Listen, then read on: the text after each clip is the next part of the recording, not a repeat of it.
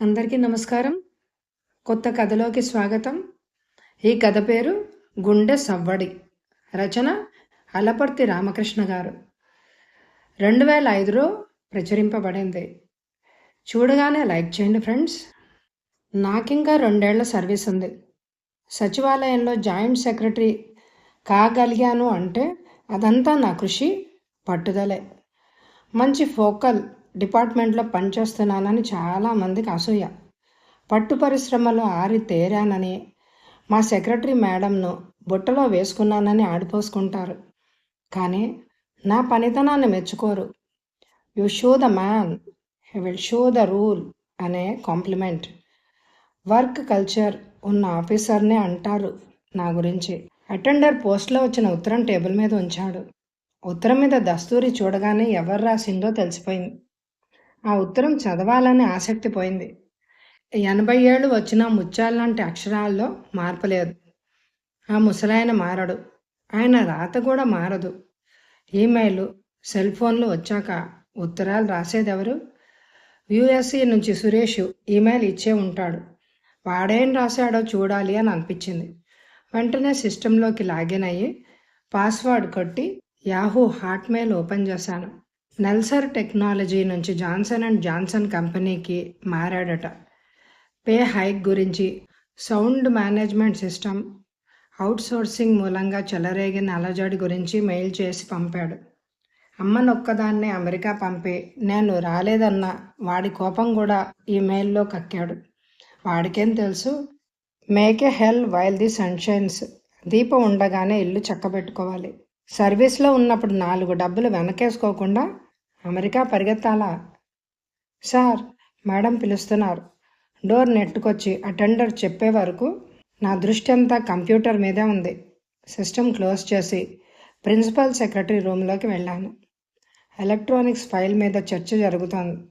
Physical files move చేయకూడదట. 100% ఈ files move కావాలట. చీఫ్ సెక్రటరీ నుంచి లెటర్ వచ్చింది.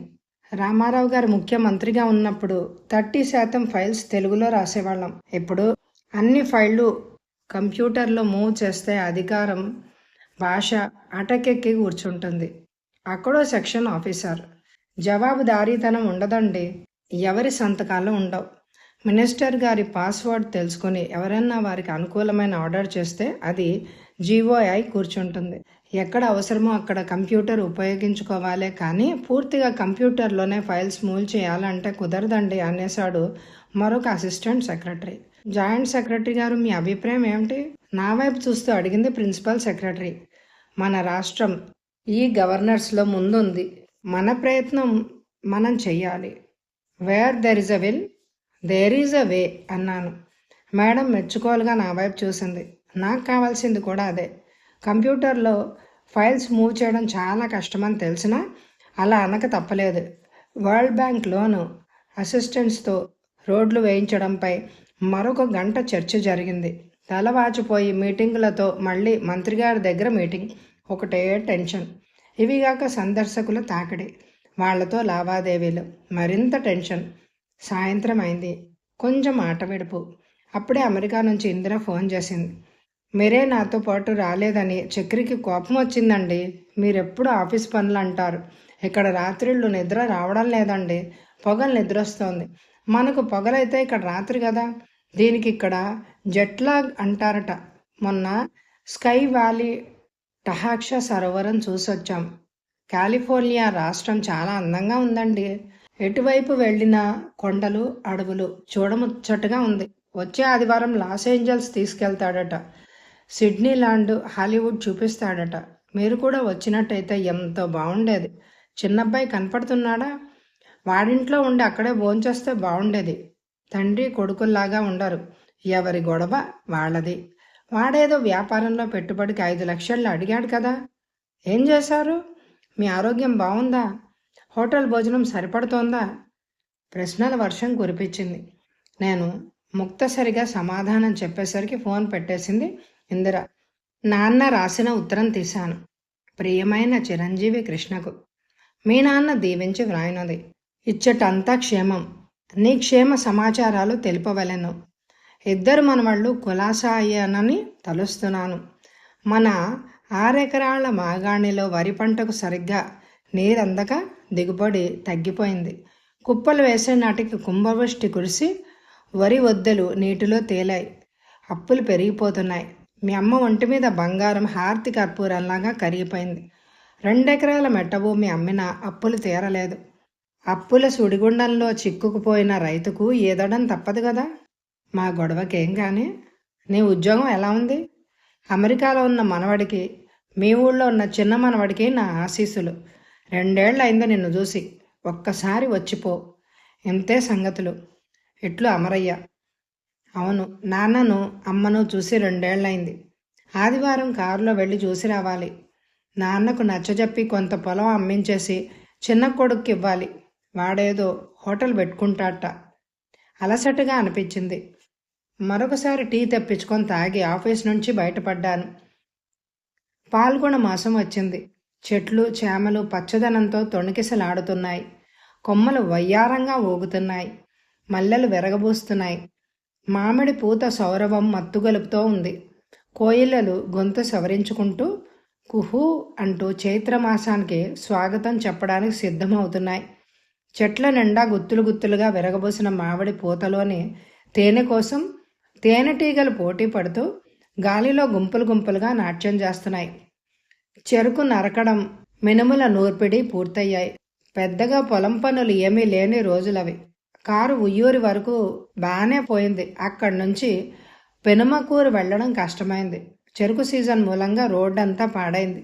ఎడ్లబండి తాకిడితో స్వగ్రామం చేరుకున్నాను. రామాలయం, గాలిగోపురం, ఊరి మధ్య చెరువు, పాత గ్రంథాలయం, వేప చెట్టు, అరుగు మీద చేరి రాజకీయాలు, వ్యవసాయం కబుర్లు చెప్పుకుంటున్న గ్రామస్తులు కనిపించారు. సొంత ఊరు చూడగానే మనసు ఉల్లాసంతో ఉరికింది. ఎత్తైన మట్టి దిబ్బ మీద ఉంటుంది మా మండువా లోగిలి ఇల్లు. ఇంటి చుట్టూ కొబ్బరి చెట్లు. ఆ చెట్ల కింద చేరితే ఎండు కాయలు రాలి నెత్తి మీద పడతాయి. ఆ చెట్లు కొట్టించేవి నాన్న అంటే ముసలాయన పట్టించుకోడు. ఇంటి చుట్టూ పెద్ద ప్రహరీ గోడ, ఆర్చి దాటి 4 అడుగులు ముందుకేస్తే రాధో మనోహరాలు, మందార పూలు స్వాగతం చెప్తాయి. ఇంటి ముందు రాతి అరుగుల పక్కన ఎటు చూసినా పూల మొక్కలే. ఇంటి ముందున్న పశువుల సావిడిలో పాడగేదకు మేత వేస్తున్నాడు నాన్న. 6 అడుగుల భారీ విగ్రహం, పెద్ద మీసాలు. ఆయన 80వ పడిలో పడ్డాడంటే ఎవ్వరూ నమ్మరు. నన్ను చూసి కూడా సావిట్లో నుంచి బయటికి రాకుండా రేకు డబ్బాలో తప్పడు తీసుకొచ్చి గాబులో కుడితి కలిపే ప్రయత్నంలో ఉన్నాడు. ఈ ముసలాయనకి ఎందుకు ఈ అవస్థ? హైదరాబాద్ వచ్చి ఏసీ రూమ్లో కూర్చొని దర్జాగా ఉండొచ్చు కదా. జీతగాళ్ళు వచ్చి చేతిలో సూట్ కేసు అందుకొని బాబుగారు వచ్చారమ్మా పెద్దగా అరుస్తూ ఇంట్లోకి వెళ్ళాడు. నాన్నని పలకరించకుండా లోపలికి నడిచాను. ఎరా ఇప్పుడైనా రావడం? కోడలు అమెరికా వెళ్ళిందటగా. చేతులు చీర కొంగుకు తుడుచుకుంటూ వంటిట్లోంచి వచ్చి అమ్మ కుశల ప్రశ్నలు వేసింది. మీకెందుకే ఈ అవస్థలు? హాయిగా పట్నం వచ్చి ఉండొచ్చు కదా అన్నాను. నవ్వి ఊరుకుంది అమ్మ. ఎక్కువగా మాట్లాడదు. పక్షుల ఆకాశంలో, సొరచేపలు సముద్రంలోనే ఉండాలి బాబుగారు. పక్షుల్ని సముద్రంలోకి తీసుకెళ్లాలని ప్రయత్నిస్తే చచ్చిపోతాయి అన్నాడు మంగయ్య. మంగయ్య ఎప్పటి నుంచో మా ఇంట్లోనే పనిచేస్తున్నాడు. ఇంట్లో సొంత మనిషిలా ఉంటాడు. నాకు అదే నచ్చదు. పనివాడు పనివాడే, గాడిద గుర్రం ఒకటే అంటే ఎలాగా? నోరు మూసుకొని పని చేసుకోరా. వాడిని కసురుకున్నాను. వాడి ఇంట్లో నుంచి బయటికి పోలేదు. పైపైచి నవ్వుకుంటూ నా దగ్గరికి వచ్చేశాడు. కొంపదీసి కొడతాడేమిటి అనుకున్నాను మనసులో. చిన్నప్పుడు మిమ్మల్ని ఎత్తుకు మోసాను బాబు. నా భుజాల మీదకి ఎక్కి జుట్టు పట్టుకొని గాడిద కుంక పరిగెత్తు అనేవారు. మీ ముద్దు మాటలకు మురిసిపోయేవాణ్ణి. ఏదండి ఓ సిగరెట్ ఇవ్వండి. నోరు లాగుతోంది. చొరవగా నా జేబులో చేయబట్టి సిగరెట్ ప్యాకెట్ అందుకున్నాడు. ఆఫీస్లో నన్ను చూస్తే వణికిపోతారు అటెండర్లు. వీడేమో లెక్క చేయడు. నవ్వాలో ఏడవాలో అర్థం కాలేదు.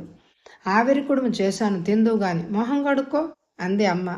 ఆ చేత్తో నాకు కూడా పట్టండి అమ్మగారు. మామిడికాయ పచ్చడి నంజుకుంటూ వేడివేడి మినప కుడుములు తింటే మజాగా ఉంటుంది అన్నాడు మంగయ్య. బ్రెడ్ ఆమ్లెట్ తిని ఫ్రూట్ జ్యూస్ తాగే టైంలో ఆవిరి కుడుములు ఏం తింటాడు తను? ఎన్ని జాగ్రత్తలు తీసుకున్నా, ఎంత పౌష్టిక ఆహారం తీసుకున్నా తను సంవత్సరానికి ఒక్కసారైనా హాస్పిటల్లో అడ్మిట్ కావాల్సిందే. బీపీ షుగర్ కంట్రోల్లో ఉండవు. ఆత్మీయ బంధువులు రోగాలే. ఇంట్లో ఫ్రిడ్జ్ ఉండదు, ఏసీ రూమ్ ఉండదు. అందుకే ఇక్కడ ఉండాలంటే ముళ్ళ మీద ఉన్నట్టే ఉంటుంది. పొద్దున్నే యాపిల్ ముక్కలు తినడం అలవాటు. ఇంట్లో ఫ్రూట్స్ ఏమైనా ఉన్నాయా అని అడిగితే జామకాయలు, పండేసిన ఈతకాయలు, వేరుశనగకాయలు ఉన్నాయి అంటుంది అమ్మ. పేరుకు తగ్గట్టే మీ అమ్మగారు అన్నపూర్ణమ్మ తల్లే బాబు. అమృతహస్తం. ఏది చేసినా అమృతంలాగే ఉంటుంది. తిండి గింజలు లేవని ఇంటి ముందు ఎవరు వచ్చి నిలబడినా బియ్యం, కూరలు ఇచ్చే పంపుతుంది. అడుక్కునే వాళ్లకు మా ఇంట్లో నిండుకున్నాయి, మరో ఇంటికి వెళ్ళు అని చెప్పడం నేను వినలేదు బాబు. చెప్పుకుపోతున్నాడు మంగయ్య. అమ్మని వాడు పొగుడుతున్నాడని అనుకోలేదు. ఆ క్షణంలో ఎప్పుడు అశాంతిగా ఉండే మనసు కొంచెం కుదుట పడ్డట్టు అనిపించింది. ఎండలో తిరిగొచ్చి చెట్టు కింద నిలబడి సేద తీర్చుకున్నట్టు అనిపించింది. ఓ క్షణం అమ్మ పక్కన నిలబడినప్పుడు మరుక్షణంలోనే తనేం పని మీద ఊరికి వచ్చింది గుర్తొచ్చింది. పశువుల సావిట్లో పని ముగించుకొని కాళ్ళు చేతులు కడుక్కొని ఇంట్లోకి వచ్చాడు నాన్న. వీడిని ఇంట్లో కూర్చోబెట్టి నువ్వు సావిట్లో పనిచేస్తున్నావా నాన్నని అడిగాను. పశువులకి మేతేయడం, కుర్తి పెట్టడం కూడా ఓ పనేవట్రా. సావిడి బాగు చేసింది వాడే, పశువుల్ని తోలుకెళ్ళేది వాడే, పొలం పనులు చూసేది వాడే, ఇంట్లోకి ఏం కావాలన్నా తెచ్చి పడేసేది వాడే అన్నాడు నాన్న. నవ్వుకుంటూ ఆవిరి కుడుములు తినే ప్రయత్నంలో ఉన్నాడు మంగయ్య. మధ్యాహ్నం భోజనాలు అయ్యాక అసలు విషయం ప్రస్తావించాను. పొలం అమ్మేసి హైదరాబాద్ వచ్చేయండి, మీ మనవడి వ్యాపారానికి డబ్బులు కావాలి. నాన్న నోటి వెంట మాట రానేలేదు. భుజాన కండువా వేసుకొని బయటకు వెళ్ళిపోయాడు.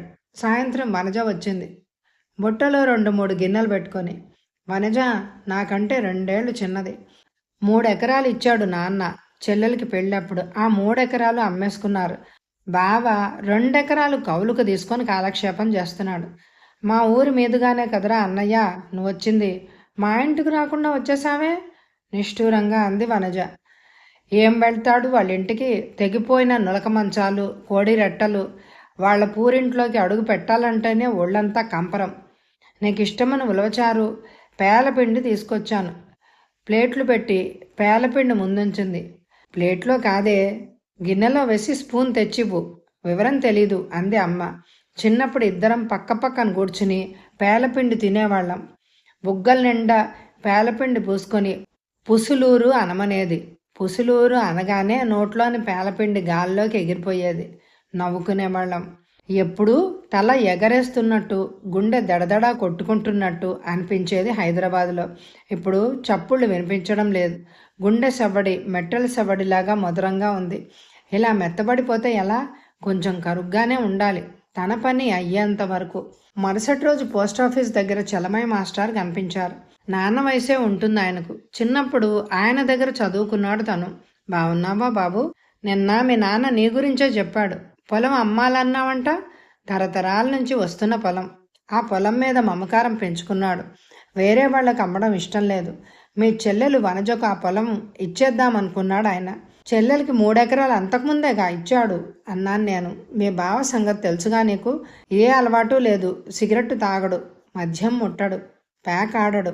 ఎప్పుడు వ్యవసాయం జాసే. ఒళ్ళు వంచి పనిచేసిన అతివృష్టి అనావృష్టితో పంటలు పండక అప్పుల పాలయ్యాడు. పొలం అమ్ముకున్నాడు. ఏ దారి లేక 2 ఎకరాలు కవులకు తీసుకుని బ్రతుకు వెళ్ళబుచ్చుతున్నాడు. మీ నాన్న హైదరాబాదులో ఎటు ఉండలేడు. ఆ పొలం కూతురికి రాసిచ్చి వాళ్లను చివరి రోజుల్లో తన దగ్గర ఉంచుకోవాలి అని అనుకున్నాడు. మనవడు అమెరికాలో, కొడుకు ఉద్యోగం హైదరాబాద్లో, మరో మనవడు వ్యాపారం. మీకు ఆయన పొలం అవసరం లేదు అని అనుకున్నాడు. నువ్వొచ్చి ఆ పొలం అమ్మమ్మనేసరికి నీరుగారిపోయాడు. ఎవ్వరికీ అపకారం తలపెట్టిన ఆయనకు చివరి రోజుల్లో కష్టాలు పడేటట్లున్నాయి అన్నాడు చలమయ్య మాస్టర్ నెట్టూర్పు విడుస్తూ. ఆయనకి ఏ ఇబ్బంది లేకుండా నేను చూస్తానుగా. నా దగ్గరికి వచ్చి ఉండొచ్చు కదా. 80 ఏళ్ళు. ఈ ఊళ్ళో ఈ మట్టి వాసన పీల్చినవాడు. మీ పట్నంలో ఇమడలేడు అబ్బాయి. పొలం కొనుక్కోవడానికి ఊళ్ళో షావుకారు గారు ముందుకొచ్చాట. రేపో ఎల్లుండో అమ్మేస్తాట. పొలం అమ్మేసి ఇక్కడే ఉంటాయనకు ఆధారం. అది నువ్వు ఆలోచించుకోవాల్సిన ప్రశ్న. అయినా ఈ ఊరు వాళ్ళు ఆ ముసలాళ్ళిద్దరికి 4 మెతుకులు పడయ్యక పోరులే. ఆదిగులు నీకెందుకు? ఆయన మాటలు గుండెల్లో గుచ్చుకున్నాయి. గుండెల్లో యాంజియోప్లాస్టీ జరుగుతున్నట్టు అనిపించింది. మూసుకుపోయిన గుండె నాడుల్లో రక్తం జలజల ప్రవహించినట్టు అనిపించింది. పొలం తనకు అక్కర్లేదు, చెల్లెలికే ఇచ్చేయాలి. అలా అనుకోగానే మనసు తేలికపడింది. ఇంటికి వెళ్ళి నోటి నిండా పేలపిండి పోసుకుని గట్టిగా పుసులూరు అన్నాను. పేలపిండి గాలిలోకి ఎగిరింది. కథ సమాప్తం. ఈ కథ మీ అందరికీ నచ్చిందా అండి? అయితే తప్పకుండా లైక్ చేయండి. Thank you very much my dear friends.